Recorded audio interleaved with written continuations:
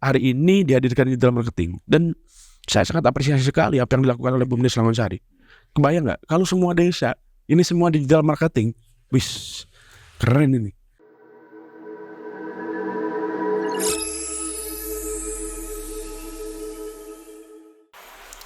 Kang Rifki KNPI. Siap, Kang Afgan. Warahmatullahi wabarakatuh, Kang. Sehat, Kang? Alhamdulillah. Waalaikumsalam warahmatullahi wabarakatuh. Sudah lama kita nggak ketemu nih, Kang. Aslinya Afgan.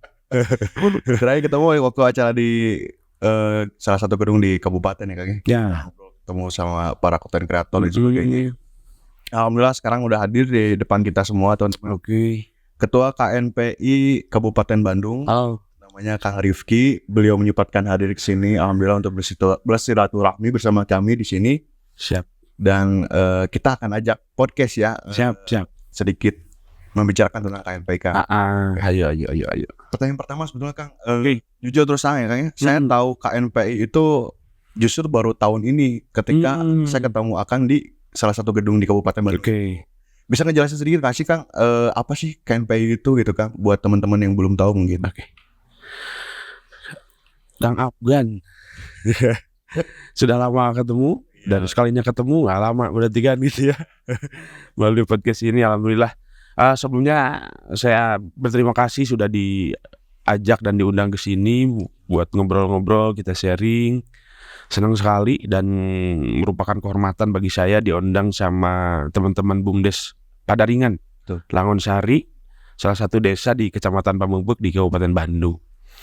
Nah, langsung juga kemudian saya harus menjawab tadi pertanyaan dari Kang Afgan bahwa KNPI ini singkatan dari Komite Nasional Pemuda Indonesia, salah satu organisasi mitra pemerintah yang memang secara fokus dan lokus itu membina, mewadahi, mengakomodir, merawat begitu. OKP, Organisasi Kemasyarakatan Pemuda. Oke. Jadi KNPI ini adalah organisasi mitra pemerintah yang terbentuk karena kumpulan dari beberapa OKP. Organisasi Kemasyarakatan Pemuda. Iya. Jadi ormasnya versi pemuda begitu kurang lebih. OKP kita sebut. Nah, OKP ini di Kabupaten Bandung per hari ini ada kurang lebih sekitar 95 OKP yang tergabung di KNPI. Betul. Lumayan banyak. Nah, KNPI itu hadir sebagai wadah berhimpunnya daripada OKP tersebut. Ya, OKP itu kan ada Pemuda Muhammadiyah, Pemuda Persis, Patayat, HMI, PMII, IMM. Bahkan ada OKP saya partai kayak Gema Keadilan, Banteng Muda Indonesia gitu. Itu semua kumpul semuanya di KNPI. Makanya orang bilang KNPI itu kayak kebun binatang begitu karena semuanya ada di sana. Ya. Untuk menghimpun organisasi pemuda dan memang kita menjadi mitranya pemerintah dalam hal ini. Oh gitu. Kalau untuk ormasnya itu mungkin Kang Afgan tahu ada Kesbangpol. Nah, kalau untuk ormas Persib Pemudanya itu dikumpulnya di KNPI. Oh, jadi Kesbangpolnya Persib Pemuda. Kurang lebih seperti itu. Walaupun leading sektor kita sebenarnya ada di Dispora. Oh. Dinas Pemuda Olahraga. Yang kemudian kita juga salah satu bentuk pengakuan pemerintah terhadap KNPI ini adalah ya tadi dihadirkan anggaran dan anggaran itu leading sektornya ada di Dispora. Iya. Oke, Kak. Jadi kalau misalkan boleh tahu nih, Kang, Akang menjabat sudah berapa lama nih, Kang, kira-kira? Kurang lebih sampai Oktober sekarang itu 1 tahun Agustus, 1 tahun 2 bulan. 1 tahun 2 bulan. Berarti 14 bulan. 14 bulan ya. Itu masa jabatannya sama kayak presiden. Oh enggak. Kepala desa dan sebagainya. Enggak. Kalau KNPI 3 tahun. Oh, KNPI 3 tahun. 3 tahun. Oke. Berarti masih habis jabatan di 2 tahun ke depan ya. Kurang lebih insyaallah 2026. Oke.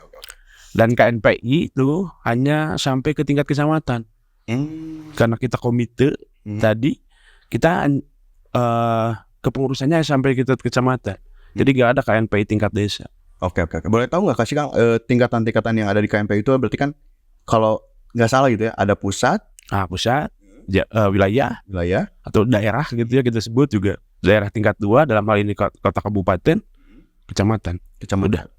Kalau sekarang untuk ketua KNPI pusatnya siapa ya? Kita Liano. Kang Liano. Dari Kota Bandung juga. Bukan. Oh bukan. Pusatnya dari Jakarta. Jakarta. Ah. Oke. Lah ngomongin tentang KNPI ini Kang, karena kemarin kan pas ketemu dengan para konten kreator yang dari Kabupaten Bandung, saya sedikit tahu tentang Akang gitu kan. Ya. Ternyata Akang punya visi dan misi yang lumayan bagus gitu Oke. kan ya. Padahal baru setahun menjabat gitu. Nah buat teman-teman yang nggak tahu nih Kang, bisa dijelasin nggak sih Kang Oke. visi misi yang tadi Akang sebutin itu? Siap. Nah gini, sebenarnya kalau berbicara core, berbicara inti dari KNPI itu sebenarnya selesai. Di KNPI kalau untuk tingkat 2 kayak kota kabupaten ini, sebenarnya tugas KNPI itu cukup di ngurus KNPI tingkat kecamatan sama OKP tadi. Tapi untuk yang sekarang saya coba lebih terbuka karena merasa beban atas nama pemudanya tadi gitu loh. Karena ada nama pemudanya itu tadi, sehingga pada akhirnya saya mencoba membuka bahwa yang perlu diperhatikan oleh KNPI itu bukan hanya sekedar OKPPK, tapi juga banyak lagi kelompok-kelompok pemuda, banyak lagi pemuda-pemuda yang memang belum tersentuh, belum hadir di OKP, belum tersentuh oleh KNPI. Sehingga pada akhirnya per hari ini saya mencoba membuka bahwa KNPI Kabupaten Bandung mencoba mengakomodir segala bentuk keinginan dan kebutuhan daripada pemuda. Walaupun tidak selalu utuh kita bisa menghadirkan solusi terhadap kebutuhan pemuda, tapi minimal mengupayakan. Nah, hari ini karena kita melihat juga dengan data yang memang per hari ini cukup banyak ya, pemuda di Kabupaten Bandung itu hampir 950.000. Ya, kalau data berdasarkan Dispora itu semuanya belum terwakili dengan hadirnya OKP yang 95. Masih ada kelompok pemuda lain yang memang belum masuk di OKP, masih ada kelompok pemuda lain yang memang nggak aktif di KNPI. Sehingga pada akhirnya saya juga mencoba membuka bukan hanya sekedar OKP dan PK, tapi kita coba buka Lebih umum, lebih luas. Kayak kemarin kita coba bikin pemuda melaju gitu loh. Terus kita juga sekarang rangkul Badan Eksekutif Mahasiswa, karena itu juga bagian dari pemuda saya kira gitu ya. Yang memang tadi walaupun secara tupoksi realnya kita nggak punya tugas ke sana, tapi karena melihat bahwa itu bagian dari pemuda, bahwa itu atas nama pemuda, makanya KNPI mencoba hadir mengakomodir segala bentuk keinginan mereka.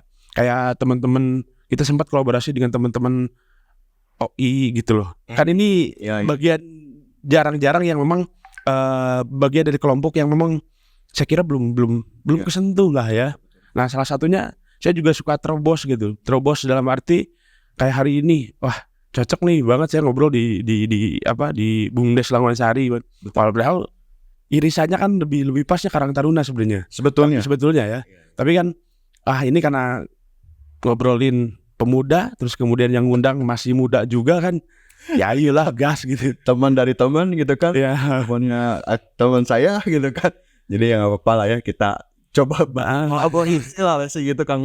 Makanya karena tadi dengan namanya komite, terus kemudian juga karena memang kita bagian dari wadah berhimpun, sehingga pada akhirnya kita juga tidak memiliki program spesifik gitu loh.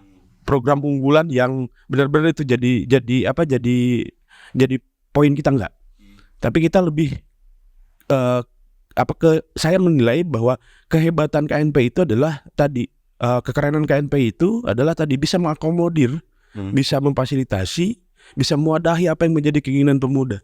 Makanya salah satu misi di visi handal itu pemuda handal kan.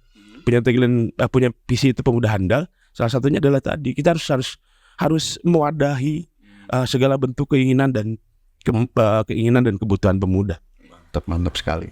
Berarti ya udah jelas banget ya. Berarti sektor kepemudaan itu bisa dirangkul secara sepenuhnya ya. Bisa. Walaupun memang beririsan dengan Karang Taruna dan sebagainya. Justru di sini saya ngelihat poin penting Kang. Poin itu adalah peran KNPI sekarang itu tidak hanya mencakup segi internalnya saja, tapi bisa mencakup yang area lebih luas itu kan. Mudah-mudahan lah sebetulnya dari kolaborasi ini bisa mengadakan kegiatan-kegiatan positif yang lebih membangun untuk para pemuda gitu. Oke, mantap. Nah kalau disebutin nih Kang, tadi kan berarti belum ada program unggulan ya, isinya dalam tanda kutip, karena fokus Akang itu merangkul dan terlihat gitu Kang ya. PR di kita itu sebagai seorang pemuda itu adalah SDM sebetulnya Kang. Betul. Setuju gak sih Kang? Setuju. Karena kan kalau kita ngomongin pemuda, otomatis kan tingkat SDM itu ada di titik mana nih kepemudaan kita gitu Kang. Nah berdasarkan pengalaman Akang yang udah kemana-mana lah saya di Kabupaten Bandung, bisa menjelaskan secara ya umum lah, gambaran umum sebetulnya SDM di kita tuh seperti apa sih Kang, pemuda-pemudanya gitu Kang? Oke. Sebenarnya ini kan balik lagi di persoalan keinginan pemuda gitu. Makanya saya selalu terngiang dengan statementnya Pak Bupati begitu, bahwa nggak ada sebenarnya nggak ada rumus buat nganggur untuk hari ini. Karena ini balik lagi di will. Termasuk ketika berbicara sumber daya manusia dalam hal ini pemahaman begitu, saya kira bahwa ya tinggal kadaikna isi bodak ngorate gitu. Dalam konteks apapun. Karena memang ya tadi kalau memang misalkan hari ini dikatakan di Kabupaten Bandung masih banyak yang nganggur, karena ya tadi saya kira ini balik lagi ke will, ke keinginan dari pemudanya itu sendiri. Nah ketika berbicara SDM memang saya juga tidak bisa pungkiri bahwa ya tadi masih ketinggalan lah, masih ketinggalan. Ya salah satu contoh lah misalkan ya kecamatannya Langon Sari lah begitu ya. Karena mungkin bardak nanaonan sedangkan gitu. Kita berdiskusi seperti ini bagi sebagian kelompok yang lain mungkin naon itu karena naonan gitu ya.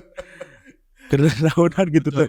Nah itu kan punten lagi-lagi menggambarkan bahwa kondisinya memang butuh penguatan pemahaman gitu loh. Butuh penguatan pengetahuan untuk sumber daya manusia, dalam hal ini sumber daya pemuda yang memang hari ini ada di Kabupaten Bandung. Oke. Dan ya kalau saya melihat secara keseluruhan di Kabupaten Bandung ya, tapi tidak dipungkiri bahwa banyak sekali juga gitu loh, bahwa potensi-potensi pemuda yang kemudian hadir, pemuda-pemuda berprestasi yang kemudian hadir di tiap kecamatan, di tiap desa, di tiap kampung. Tapi lagi-lagi bahwa kita butuh penguatan di persoalan peningkatan sumber daya manusia. Jadi kalau yang saya amati juga itu Kang ya, mesti kebanyakan kalau untuk desa kita sebetulnya alhamdulillah Kang. Jadi sebetulnya desa kita itu pemudanya aktif, pertama itu, yang keduanya haus akan acara gitu. Yang ketiganya pemuda kita itu sedang mencari jalan untuk mencapai titik akhirnya lah. Lesnya gini, anak-anak di kita kan melihat bahwa kita berdiri di atas emas nih, dalam arti banyak banget potensi yang bisa kita gali, yang sebetulnya bisa kita berdayakan untuk menjadikan desa kita desa mandiri secara ekonomi finansial.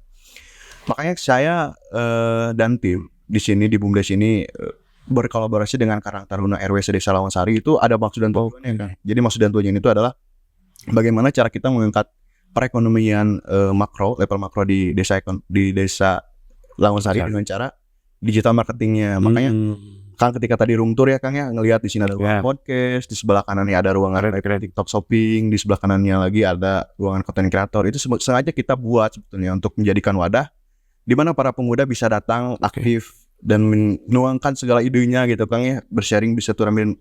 Seenggaknya saya melihatnya di sini Kang. Kalau kita lihat sebetulnya kebanyakan mostly para pemuda di kita itu sebagai konsumennya Kak. Iya nggak sih Kak? Konsumen dari produk-produk pemuda lain yang buat. Contoh misalkan di China, mereka tuh pemuda-pemuda kayak kita fokus dalam membuat game. Nah kalau di kita kan beda. Di kita sebagai konsumen, sebagai usernya. Ya sebetulnya nggak salah, karena apa? Karena ya tadi balik lagi ya, kemampuan SDM dan sebagainya. Cuman kita nggak usah muluk-muluk jauh untuk ngalahin Cina lah, Lesi gitu. Kita hal simple aja, yang asalnya kita ngeliatin konten orang, ya seenggaknya kita sekarang udah mulai tuh, kita udah mulai bikin konten gitu. Sebetulnya bukan apa-apa juga kan, karena kan sekarang itu dunia di mana semua orang itu bebas menjadi siapapun juga gitu. Di media sosial itu kan bisa membranding dirinya gitu kan, dan lain sebagainya. Makanya saya pengen tahu nih dari pandangan Akang nih terhadap visi misi BUMDes yang barusan saya utarakan, gimana Kang? Apa tanggapannya gitu? Oke, ini relevan sekali, saya kira pas, dan memang dia tadi sepakat begitu bahwa dia tadi bukan persoalan tadi kalau memang teman-teman nggak mau speak up atau nggak mau ngomong, ya salah satunya adalah di branding, bagaimana dunia tahu gitu loh. Dan per hari ini digital marketing ini kan menjadi salah satu jawaban mau nggak mau gitu loh. Kalau Kang Afgan nggak kayak gini, ya mana tahu gitu loh maksudnya. Betul. Kalau lu sengaja nggak pakai digital marketing, yang kemudian tadi ini podcast juga mungkin bagian dari salah satu main untuk nge-branding, ya nge-branding nama BUMDes Langonsarinya ini kan, ya tadi supaya dunia tahu gitu loh. Dan pun tenar lagi-lagi ya tadi ketika berbicara pemuda, saya kira itu juga harus menjadi salah satu kebutuhan untuk sekarang. Itu menjadi salah satu kebutuhan. Ketika lu pengen dikenal dunia, ya lu harus bisa nge-branding diri lah. Betul. Bagaimana walaupun nanti hanya orang Langonsari, kampung, salah satu kampung ya, tapi bagaimana orang Australia apalun begitu loh. Nah, ini juga menjadi PR bagi kita semua, bagaimana menyadarkan bahwa branding itu kemudian penting. Dan ya saya juga walaupun belum terlalu terkenal, belum centang biru begitu ya Instagramnya, tapi selalu berupaya untuk kemudian nge-branding diri. Karena tadi kalau punten, saya selalu berpikir bahwa percuma lu punya karya tapi dunia nggak tahu, lu nggak bakalan apapun. Kayak saya sering lihat itu sih kelompok pemuda yang bersihin walungan itu. Betul, itu manajernya baik saya itu.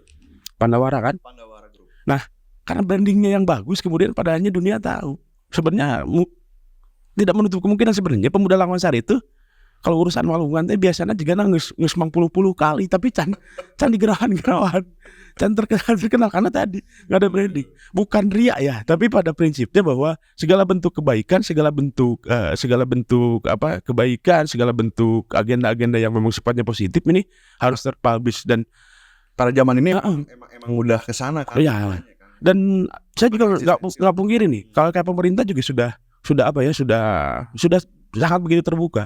Kayak kemarin penunjukan menteri terakhir ya, Menteri Pemuda dan Olahraga yang memang dari anak muda. Terus kemudian jauh-jauh sebelumnya Pak Jokowi juga sudah menunjuk staf sus milenial gitu. Bahwa saya berpikir semua pemuda ini memiliki kesempatan yang sama. Tinggal bagaimana mereka mendesain, membranding mereka supaya mereka diketahui. Karena setelah saya cek staf sus milenial yang kemudian dipilih Pak Jokowi juga pun bukan hanya sekedar ordal, tapi mereka juga memiliki basic, memiliki desain masing-masing di aktivitas kehidupannya masing-masing. Nah, ini juga perlu dihadirkan nih teman-teman.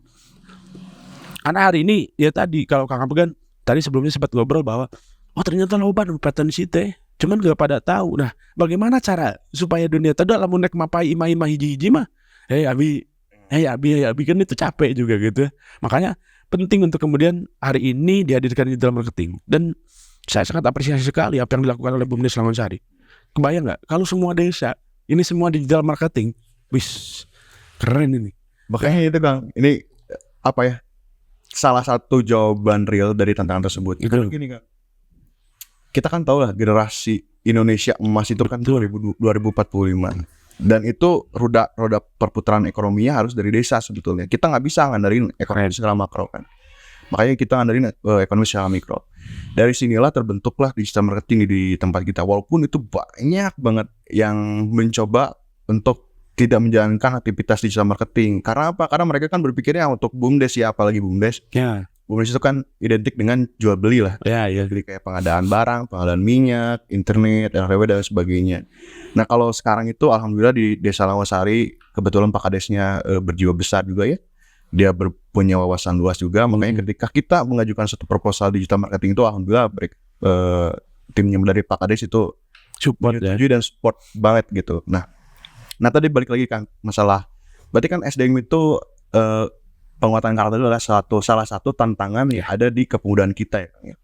Nah melihat contoh kemarin di agenda pertemuan dari para content creator yang di gedung itu kan, sebenarnya saya melihat satu hal yang seharusnya ini bisa diadain oleh panitia kan. Jadi pada saat itu memang akan juga sebagai pembicara kan, bukan seorang panitianya gitu kan.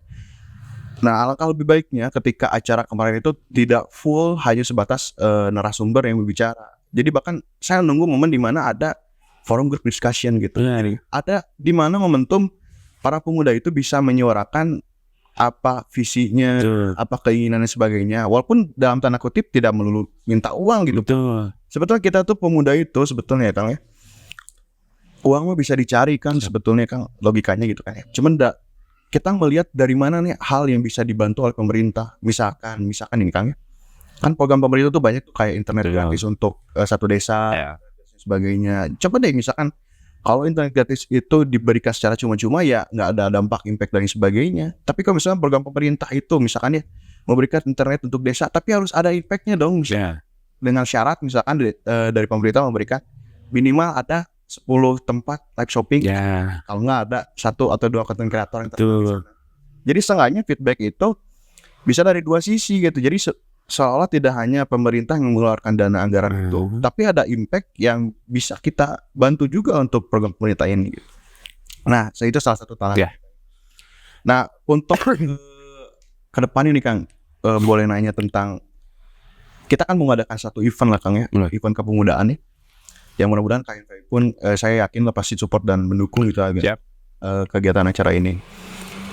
Sebetulnya kalau untuk di tempat lain ini Kang ya, kan kita baru pengalaman pertama mengadakan acara event sedesa, tingkat desa.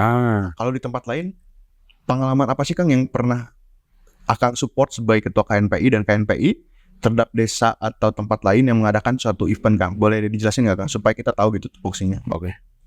Sejauh ini kita nggak pernah melihat lokus ya. Kadang ini mau tingkat desa, mau tingkat RW. Selama terkomunikasikan dengan KNPI, insya Allah KNPI akan support. Dan termasuk ini juga saya harapkan biar bisa didengar lah dan diketahui oleh semua. Ya selama masih atas nama pemuda mau kolaborasi sama KNPI insya Allah siap terbuka gitu. Terbuka untuk kemudian kita sama-sama berkolaborasi. Apalagi kalau memang misalkan teman-teman juga punya konsep program yang memang mateng, terus kemudian anti mainstream juga, malah kita lebih senang dan siap support begitu ya.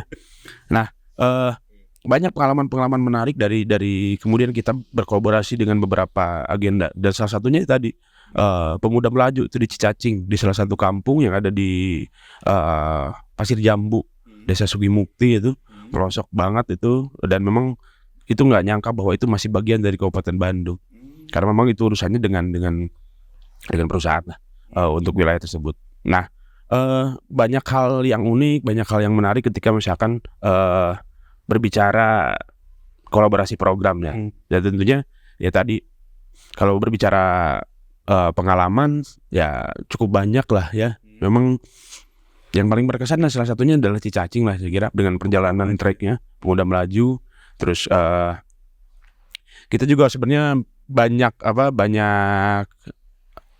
juga hadir kemudian untuk membantu begitu. Kayak dengan teman-teman IPMAKA, Ikatan Pelajar Mahasiswa Kabupaten Bandung, ada kemah bakti, ya kita bikin MCK begitu dengan teman-teman PKK, dengan teman-teman PKKNPI Celengkrang.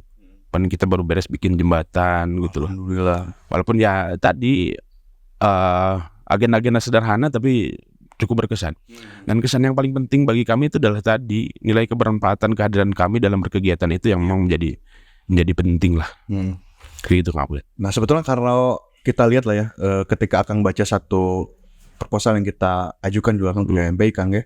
Ya salah satunya kan kita tuh ingin mensinergikan gitu kan antara potensi pemuda yang dimiliki oleh desa kita dengan para produsen UMKM yang kita punya gitu. Kan di kita kan banyak kan produk UMKM gitu. Bagaimana cara kita nih mancanegarakan produk negara asli dari daerah kita gitu Kang ya. Soalnya kan kita ngelihat potensi jual beli di marketplace kan besar banget gitu Kang ya.